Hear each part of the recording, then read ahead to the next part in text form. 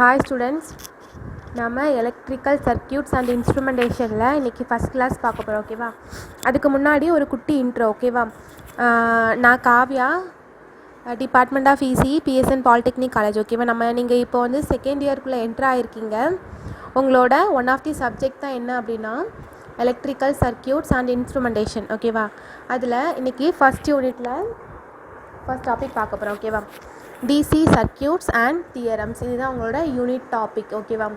So அதில் first topic என்ன அப்படின்னா பேசிக் எலக்ட்ரிக்கல் எலமெண்ட்ஸ், அதாவது எலக்ட்ரிக்கலில் என்னென்ன எலமெண்ட்ஸ்லாம் பேசிக்ஸாக இருக்குது அப்படின்ட்டு பார்க்க போகிறோம். ஓகேவா?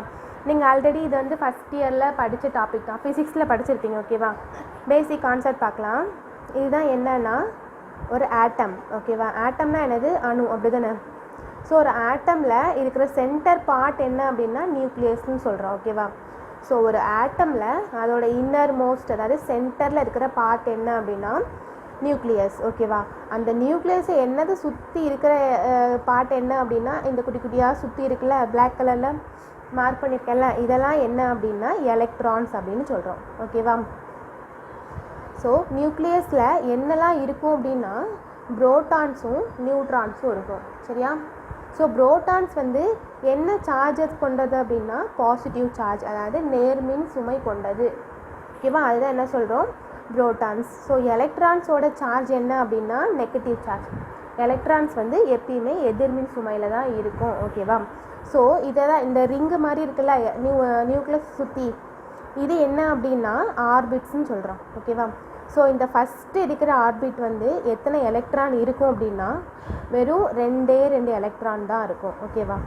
அடுத்து இந்த செகண்டு ஆர்பிட்டில் எத்தனை எலக்ட்ரான் இருக்கும் அப்படின்னா 8 எலக்ட்ரான் வரைக்கும் இருக்கும். ஓகேவா? ஸோ நெக்ஸ்ட்டு இந்த தேர்ட் ஆர்பிட். ஓகேவா? இந்த தேர்ட் ஆர்பிட்டில் பார்த்தீங்க அப்படின்னா டோட்டலி 18 எலக்ட்ரான்ஸ் இருக்கும். நான் அந்த டயக்ராமுக்காக சும்மா ட்ரா பண்ணிருக்கேன், கரெக்டாக 18 இருக்காது. ஆனால் ஆக்சுவலாக எத்தனை இருக்கணும் அப்படின்னா 18 எலக்ட்ரான் இருக்கணும். ஓகேவா? ஸோ ஒரு ஆட்டமில் இருக்கிற நம்பர் ஆஃப் எலக்ட்ரான்ஸை நம்ம எப்படி கால்குலேட் பண்ணுறோம் அப்படின்னா இந்த ஃபார்முலா யூஸ் பண்ணி 2n² அப்படிங்கிற ஃபார்முலாஸை யூஸ் பண்ணி தான் நம்ம என்ன கண்டுபிடிக்கிறோன்னா டோட்டல் நம்பர் ஆஃப் எலக்ட்ரான்ஸை கால்குலேட் பண்ண போகிறோம். ஓகேவா? இதுதான் ஒரு ஆட்டமோட பேசிக் கான்செப்ட். சென்டரில் என்ன இருக்கும் சொல்லியிருக்கேன், நியூக்ளியஸ் இருக்கும். நியூக்ளியஸை சுற்றி என்னது இருக்கும், எலக்ட்ரான்ஸ் இருக்கும்.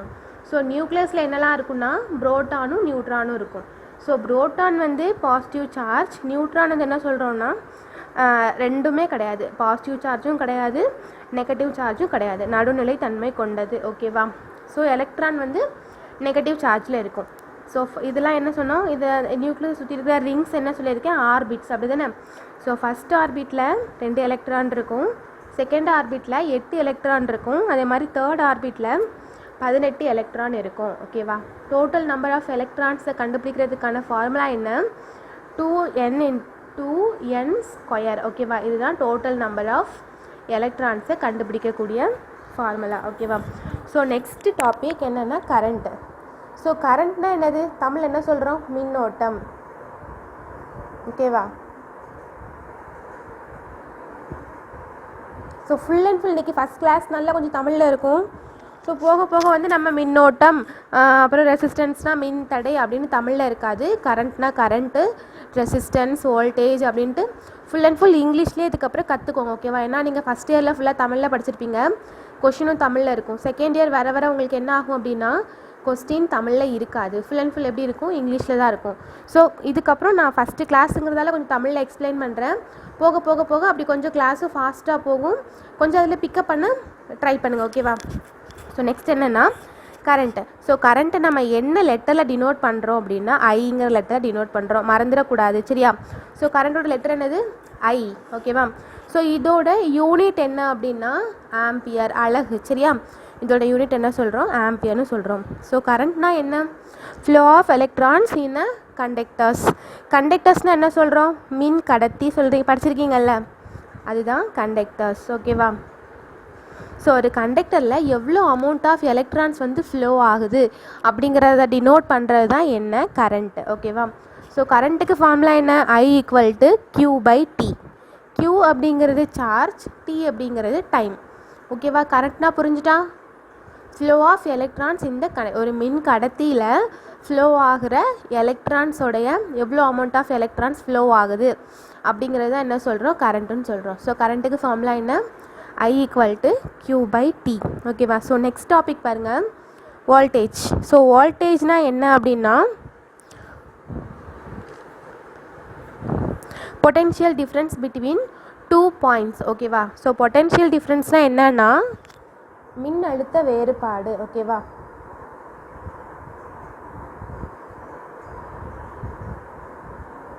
வோல்டேஜ்னா என்னது, மின் அழுத்தம். ஓகேவா. So potential difference between 2 points. For example, ஒரு எக்ஸாம்பிள் சொல்கிறேன் பாருங்கள். இது ஒரு பாயிண்ட் இருக்குது, இது ஒரு பாயிண்ட் இருக்குது. ஓகேவா.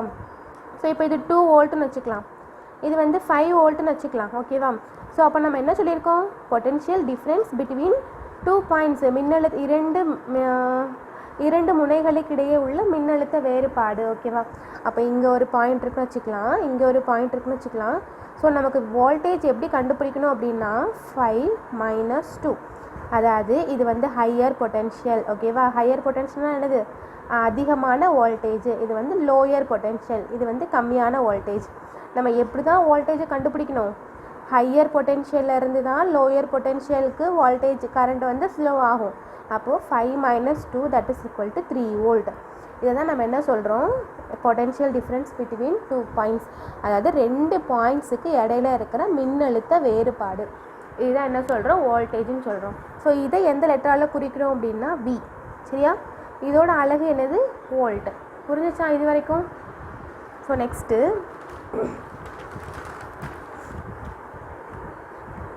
பாருங்கள்,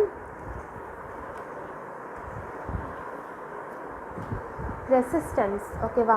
ரெசிஸ்டன்ஸ்னால் தமிழ் என்ன சொல்கிறோம், மின் தடைன்னு சொல்கிறோம். ஓகேவா. அதோட நேம்லே இருக்கா, தடை. ஓகேவா.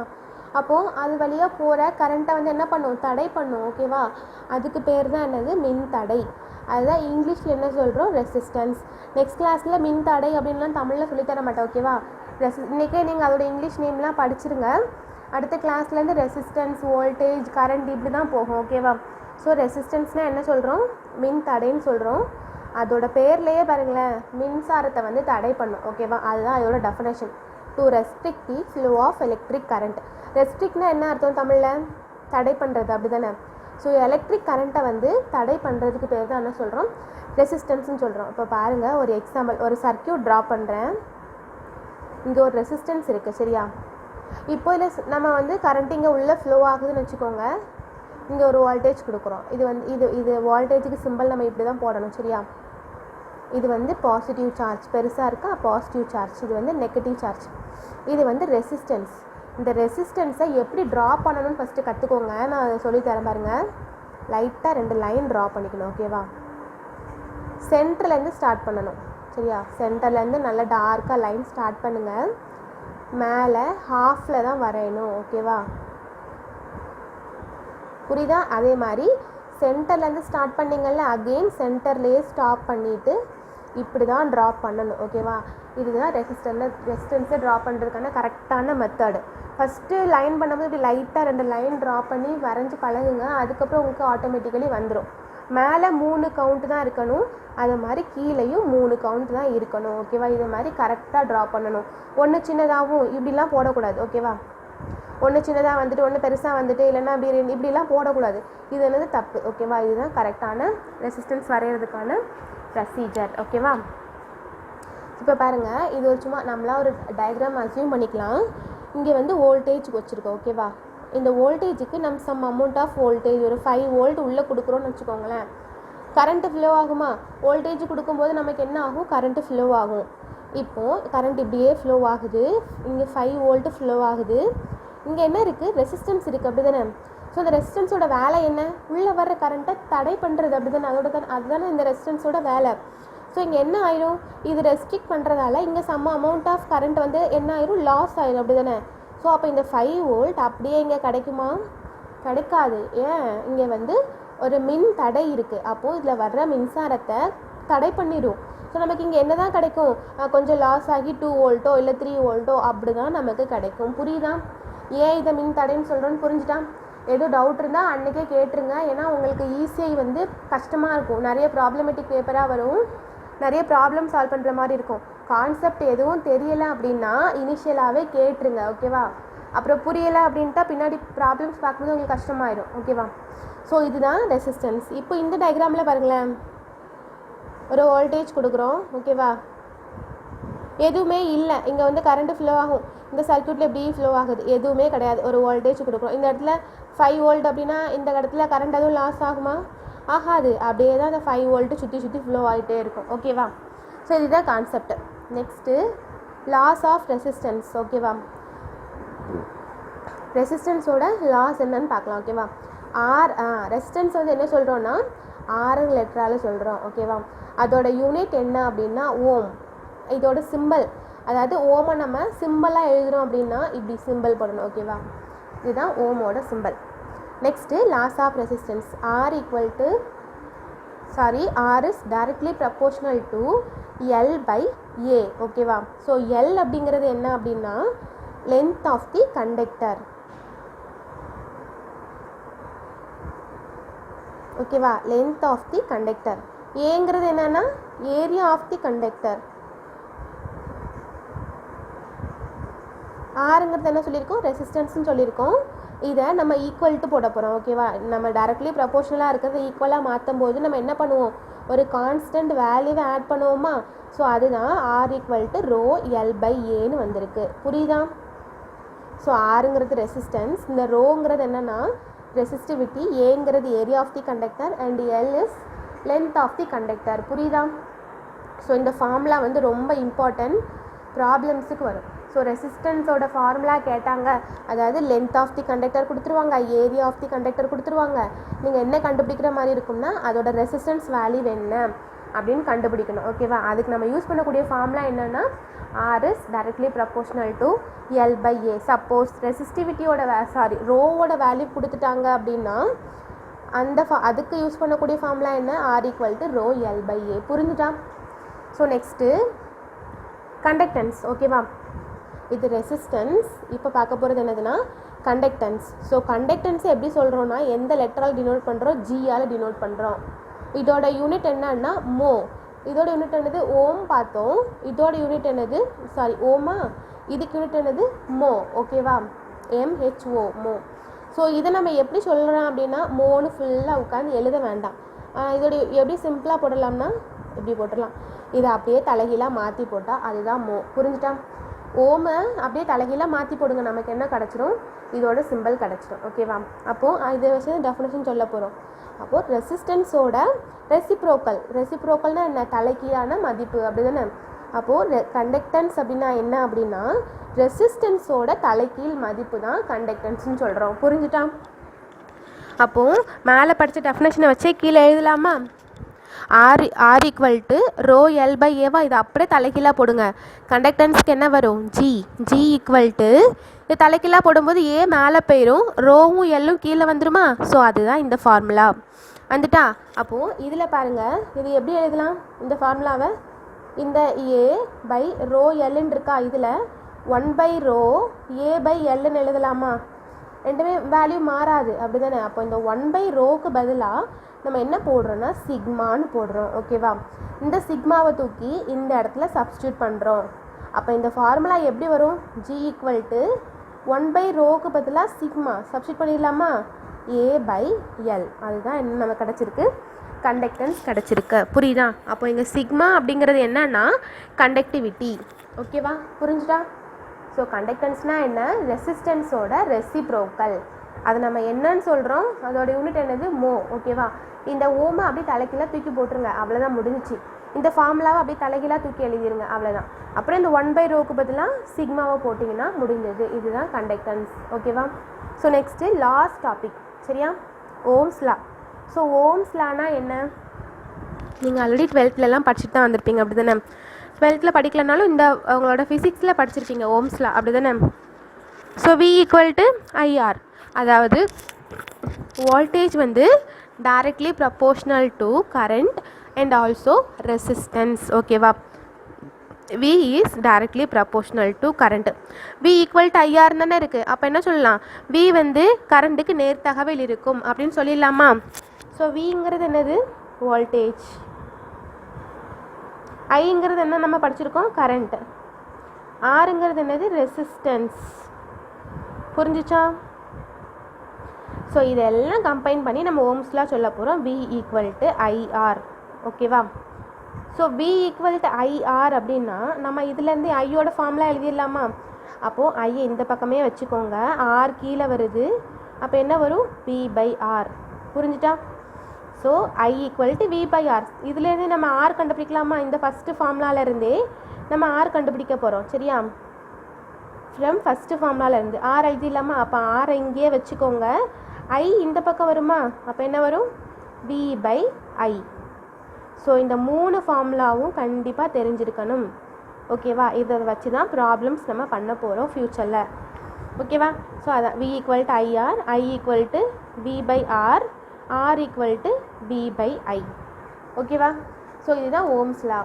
ஒன்றும் இல்லை, ஒரு க்ளோஸ்டு சர்க்கியூட் இருக்குது. இதை ஏன் க்ளோஸ்டு சர்க்கியூட்னு சொல்கிறோம் அப்படின்னா, எந்த இடத்துலையுமே சர்க்கியூட் வந்து ஓப்பனாக ஆகலை, எல்லாமே க்ளோஸ்டாக இருக்குது. அப்படி தானே. இது வந்து வோல்டேஜ் V, கரண்ட்டு ஃப்ளோ ஆகுது, இங்கே ஒரு ரெசிஸ்டன்ஸ் இருக்குது. ஸோ இப்படி ஒரு சர்க்கியூட் இருக்கும்போது இதில் ஃப்ளோ ஆகிற வோல்டேஜ் எப்படி இருக்கும் அப்படின்னா, ஐக்கும் ஆருக்கும் நேர்த்தகவில் இருக்கும். இதுதான் இதோட எக்ஸ்ப்ளனேஷன். புரிஞ்சுட்டா. சப்போஸ் இந்த ஃபார்முலா உங்களுக்கு கொண்டு வர தெரிலன்னா ஒரு ஷார்ட்கட் மெத்தட் சொல்லித்தரேன். சரியா. ஞாபகம் வச்சுக்கோங்க, ஒரு ட்ரையாங்கிள் போட்டுக்கலாம். ஓகேவா. V சரியா, ஐஆர் போட்டுக்கோங்க. ஓகேவா. ஓகேவா. ஸோ V நமக்கு ஃபஸ்ட்டு Vக்கு ஃபார்முலா எழுதலாம். இந்த மேலே V போட்டுக்கோங்க, கீழே ஐஆர்னு எழுதிக்கோங்க. ஃபஸ்ட்டு நம்ம Vக்கு ஃபார்முலா எழுதலாம். ஓகேவா. ஸோ V என்ன வரும், இது க்ளோஸ் பண்ணிக்கோங்க. ஸோ Vக்கு நம்ம இப்போ ஃபஸ்ட் எழுத போகிறோம். Vனா என்ன, ஐஆர் வந்துருச்சா. அப்போ Vக்கு ஃபார்முலா என்ன, V வேணும்னா Vயை க்ளோஸ் பண்ணிக்கோங்க, ஐஆர். ஓகேவா. இப்போ நமக்கு I வேணும். ஓகேவா. I வேணும்னா ஐயை க்ளோஸ் பண்ணிடுங்க, ஏன்னா இருக்குது மேலே. ஐக்கு என்னது, V பை ஆர்ன்னு இருக்கா, V பை ஆர். ஓகேவா. புரிஞ்சுட்டா எப்படி எழுதுறேன்ட்டு. இப்போ நமக்கு ஆர் வேணும். ஓகேவா. ஆருக்கு ஃபார்முலா தெரியணும். ஆர் எப்படி க்ளோஸ் பண்ணலாம், இப்போ ஆரை க்ளோஸ் பண்ணிடுங்க. ஃபார்முலா என்ன கிடச்சிருக்கு, V பை ஐ. புரிஞ்சிச்சா இந்த ஈஸி மெத்தடு. ஒன்றும் இல்லை, இதுதான் என்ன சொல்கிறேன்னா ஓம்ஸ் லா ட்ரையாங்கல். அதாவது இந்த ஃபார்முலாவை ஈஸியாக ரிமைண்ட் பண்ணுறதுக்காண்டி இந்த ஒரு கான்செப்ட். ஓகேவா. ஸோ V கீழே வந்து அதை ரெண்டாக ஸ்ப்ளிட் பண்ணிக்கோங்க, V ஐஆர் போட்டுக்கோங்க. ஓகேவா. அப்போ நமக்கு இப்போ V தான் வேணும். அப்போ Vயை க்ளோஸ் பண்ணிடுங்க, உங்களுக்கு ஃபார்முலா கிடச்சிடும், ஐஆர். இப்போ நமக்கு I வேணும், அப்போ ஐயை க்ளோஸ் பண்ணிக்கோங்க, V பை ஆர். இப்போ ஆர் வேணும், V பை ஐ. இதுதான் ஓம்ஸ் லா ட்ரையாங்கல். இது ஒரு இம்பார்ட்டன்ட் கொஸ்டின். ஓகேவா. இந்த ஃபார்முலா ப்ளஸ் ரெசிஸ்டன்ஸ், கண்டக்டன்ஸ், இந்த ஃபார்முலாஸை வச்சு நம்ம இதுக்கப்புறம் என்ன பண்ணலான்னா ப்ராப்ளம்ஸ் கேட்பாங்க. ஓகேவா. ஈஸியாக வந்து உங்களுக்கு எப்படி இருக்கும்னா, ஒரு 2 யூனிட் வந்து ஃபுல் அண்ட் ஃபுல் ப்ராப்ளம்ஸாக தான் இருக்கும். ஸோ ஃபஸ்ட் கிளாஸ்லேருந்து நீங்கள் கவனிக்கலாம் அப்படின்னா எதுவுமே புரியாது. ஓகேவா. ஸோ கிளாஸில் கரெக்டாக நோட்ஸ் எடுங்க. நான் நடத்தும்போது ஃபுல்லாக நோட்ஸ் எடுத்து உங்களுக்கு தெரியுற தமிழில் தெரியணும்னா தமிழ் நான் எக்ஸ்பிளைன் பண்ணுறேன், அதை தமிழில் அப்படி பென்சில்ட்டு எழுதி வச்சுக்கோங்க. அப்போ தான் உங்களுக்கு என்ன ஆகும், ஈஸியாக அடுத்து நீங்கள் நோட்ஸை பார்க்கும்போது புரியும். ஓகேவா. ஸோ இதுக்கப்புறம் உங்களுக்கு கிளாஸ் முடித்த உடனே உங்களுக்கு நான் தமிழில் நோட்ஸும் போட்டு விட்ருவேன், உங்களோட டெலகிராம் குரூப்பில் போட்டுருவேன். எதுவும் டவுட் இருந்துச்சுன்னா உடனே இப்போவே இன்றைக்கே டவுட்டை கிளியர் பண்ணிடுங்க. இன்றைக்கே நடத்தின வரைக்கும் படிச்சிருங்க. ஓகேவா. Thank you students.